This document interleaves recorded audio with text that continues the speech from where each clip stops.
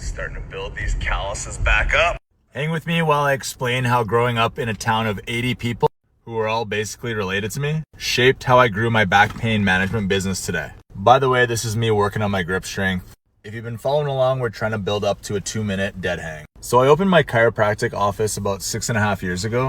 And when I did, the main mission that I had was to build community around what we were doing. I saw so much value in having support, and I saw gyms do such a good job of this. But for some reason at the time in health and wellness, this was non-existent.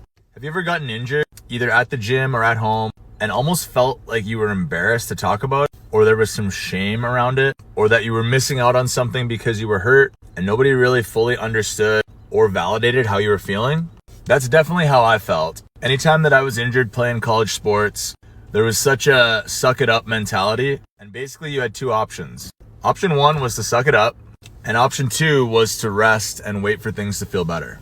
With my business, I wanted to create an option three where you had support in figuring out how to continue to do the things that you love, but in a safe way that would work you back towards your goals with the support of a community. I think growing up in a small town of about 80 people who are basically all my cousins really has me doubling down on the value that community brings and leaning in for support when you need it. Sometimes it's hard to ask for help, but I think that's something that we could all get a little bit better at.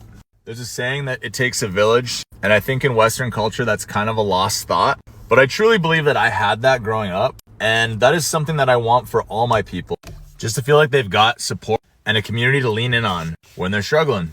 And honestly, I think that community can be in person or online. So this app can be pretty good for that as well. Oh man, I am starting to struggle up there. Just to fill you in a little bit about my grip strength journey, I recently realized that mine is terrible. So I've been working on it to try to build up to a 2-minute hang. And oh, there we go. I just hit a new PR. I think it is 142. So thanks again for hanging with me, and we will see you next time.